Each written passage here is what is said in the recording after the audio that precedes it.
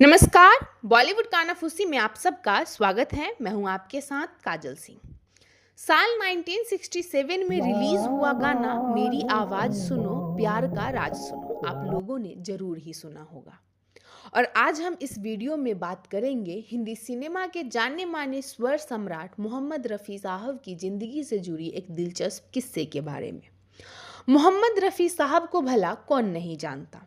उन्होंने अपने singing career में ऐसे ऐसे गाने गाए हैं जो आज भी लोगों के बीच काफ़ी लोकप्रिय हैं। आप भी उनके गाने के दीवाने तो जरूर होंगे और शायद ही कोई ऐसा व्यक्ति होगा जिन्होंने मोहम्मद रफ़ी साहब के गाने को नहीं सुना हो। उस दौर के हर कोई निर्देशक और निर्माता चाहते थे कि मोहम्मद रफ़ी साहब की आवाज़ उनके फिल्मों में जरूर हो। मोहब्बत ही नहीं बल्कि इंसानी जज्बात के जितनी पहलू हो सकते थे वो मोहम्मद रफ़ी साहब ने अपने गाने में बखूबी निभाया।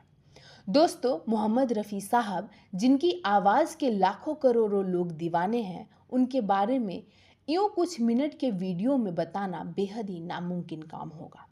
लेकिन आज के इस वीडियो में हम मोहम्मद रफ़ी साहब से जुड़े एक ऐसे दिलचस्प किस्से के बारे में बताएंगे जिसे सुनकर आप सभी लोग हैरान जरूर हो जाएंगे। तो चलिए जानते हैं उस किस्से के बारे में जिसमें देश के तत्कालीन प्रधानमंत्री इंदिरा गांधी ने मोहम्मद रफ़ी साहब को कह दिया था, रफ़ी अब चुप भी हो जाइए, मैं अब एक शब्द भी बर्दाश्त नहीं कर पाऊंगी। आखिर मोहम्मद रफ़ी साहब ने ऐसा क्या बोल दिया था कि इंदिरा गांधी ने रफ़ी साहब को इतनी बड़ी बात बोल दी। दरअसल ये किस्सा है फिल्म नौनिहाल की, जो साल 1967 में रिलीज हुई थी। इस फिल्म का गाना मेरी आवाज़ सुनो प्यार का राज सुनो तो आप लोगों ने जरूर सुना होगा और ये किस्सा इसी गाने से जुड़ी हुई है। दरअसल ये किस्सा उस वक्त की है जब बॉलीवुड के सुपरस्टार राज कपूर ने आर.के. बैनर तले साल 1957 में अब दिल्ली दूर नहीं फिल्म को बनाने की सोची। राज कपूर की इस फिल्म की स्टोरी एक बच्चे के बारे में है जो अपने पिता के सजा को कम करवाने की उम्मीद लेकर दिल्ली चाचा नेहरू से मिलने जाता है। दरअसल उस बच्चे के पिता को गलत तरीके से मौत की सजा सुनाई जाती है।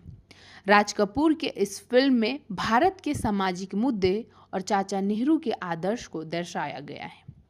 फिल्म निर्माता राज कपूर को ये बात बहुत अच्छे से पता था कि चाचा नेहरू को बच्चों से बहुत प्यार है, तो उनके मन में एक विचार आया कि क्यों ना फिल्म में प्रधानमंत्री के किरदार के लिए रियल प्रधानमंत्री यानी चाचा नेहरू को ही कास्ट किया जाए।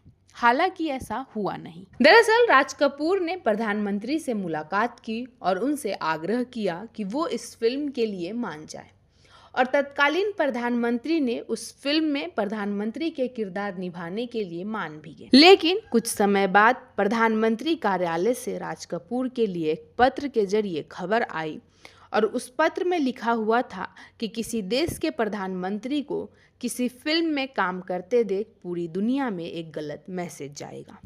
लोग कहेंगे कि अपनी चुनावी प्रचार के लिए देश के प्रधानमंत्री ने फिल्म में काम किया। लेकिन कहानी यहाँ खत्म नहीं हुई, क्योंकि रियल में यहाँ से इस कहानी की शुरुआत हुई थी। 27 मई साल 1964 को पंडित जवाहरलाल नेहरू ने इस दुनिया को अलविदा कह दिया।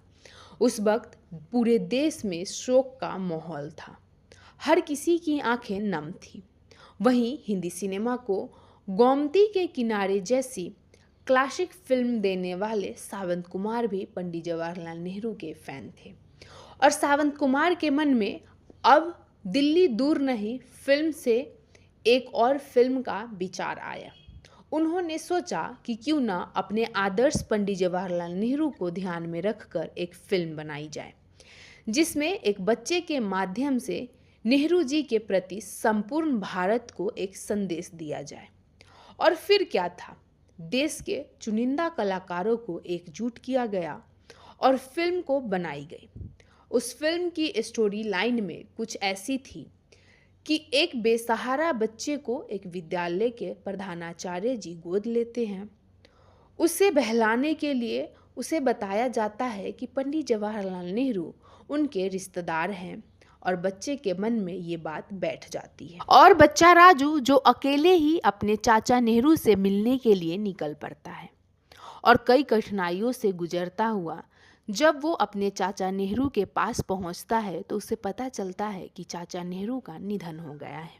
फिल्म नौनिहाल की तैयारी होने लगी और इस फिल्म में चाचा नेहरू पर समर्पित एक गाने की बात हुई और पवन कुमार ने इस कठिन काम को करने के जिम्मा उस वक्त मशहूर शायर कैफी आजमी साहब को दिया और कैफी आजमी साहब ने फिर एक गीत बनाया। वो गीत है मेरी आवाज़ सुनो प्यार का राज सुनो। जब सावंत कुमार साहब ने इस गाने को पढ़ा तो उनके मुंह पर सिर्फ एक ही नाम आया और वो नाम था मोहम्मद रफ़ी साहब। दरअसल सावंत कुमार का मानना था कि अगर इस गीत को कोई आवाज़ देगा तो वो सिर्फ मोहम्मद रफ़ी साहब। फिल्म नौनिहाल साल 1967 में बड़े पर्दे पर रिलीज हुई। ये फिल्म जब बड़े पर्दे पर आई तो बहुत बड़ी हिट फिल्म साबित हुई। इस फिल्म की सफलता को देखते हुए फिल्म के डायरेक्टर और प्रोड्यूसर ने कहा कि क्यों ना हम भारत सरकार से आग्रह करें कि इस फिल्म को पूरे भारत में टैक्स फ्री कर दिया जाए। हालांकि उस वक्त तत्कालीन प्रधानमंत्री इंदिरा गांधी से मिलना कोई छोटी मोटी बात तो बिल्कुल भी नहीं थी, लेकिन फिर भी फिल्म के पूरे टीम तत्कालीन प्रधानमंत्री इंदिरा गांधी से मुलाकात किया और उनसे आग्रह किया कि इस फिल्म को टैक्स फ्री कर दिया जाए। इस बात को सुनने के बाद इंदिरा गांधी कुछ वक्त तक सोचती रही और फिर उन्होंने कहा कि ठीक है, मैं इस बात पर विचार करती हूँ। सावंत कुमार को लगा कि इंदिरा गांधी ने इस बात को टाल दिया है, जिसके बाद सावंत कुमार ने इंदिरा गांधी से कहा कि आप एक बार इस फिल्म को देख लीजिए। इस बात को सुनकर जब इंदिरा गांधी ने सावंत कुमार से कहा कि मेरे पास इतना वक्त ही कहाँ है, जिसके बाद इंदिरा गांधी की जवाब को सुनकर म्यूजिक कंपोजर मदन मोहन ने इंदिरा गांधी से कहा कि आप सिर्फ 5 मिनट का समय दे सकती हैं, सिर्फ फिल्म के एक गाने ही सुन लीजिए जो जवाहरलाल नेहरू जी को समर्पित है। इंदिरा गांधी उस गाने को सुनने के लिए तैयार हो गई और फिर क्या था, गाने को बजाया गया, मेरी आवाज़ सुनो प्यार का राज सुनो। मोहम्मद रफ़ी साहब ने इस गाने को कोमल अंदाज में इतने दर्द भरे आवाज़ में गाया कि इस गाने को सुनकर इंदिरा गांधी की आंखें अपने आप ही बंद हो गई। इस गाने को सुनते वक्त उनके चेहरे पर भावनाएं साफ साफ झलक रही थी। उन्होंने अपने चेहरे पर सभी के सामने हाथ रखते हुए कहा कि रफ़ी साहब अब चुप हो जाइए, मैं अब बर्दाश्त नहीं कर पाऊंगी। इसके बाद वो उठी और अपने प्राइवेट कैबिन में चली गई। शायद ये भावनाएं भारत के प्रधानमंत्री के साथ साथ एक बेटी की भी थी, जो इस गाने को सुनते वक्त अपने पिता को याद की और उनकी आंखें नम हो गई। कुछ देर बाद इंदिरा गांधी की सेक्रेटरी बाहर आया और उन्होंने कहा कि आपका काम हो जाएगा। अगले दिन तत्कालीन प्रधानमंत्री इंदिरा गांधी ने इस फिल्म को पूरे देश में टैक्स फ्री कर दिया। ऐसा था हमारे मोहम्मद रफ़ी साहब की आवाज़, जो देश के अक्खर प्रधानमंत्री से वो सब करवा दिया जो शायद सावंत कुमार भी नहीं करवा पाते। वैसे आप बताइएगा कि आपको मोहम्मद रफ़ी साहब के गाने कौन से अच्छे लगते हैं और आप उनके कौन से गाने सुनते हैं। ऐसे ही बॉलीवुड से जुड़ी तमाम किस्से और कहानी सुनने के लिए बॉलीवुड कानाफूसी के साथ जुड़े रहे और चैनल को सब्सक्राइब करना ना भूलें।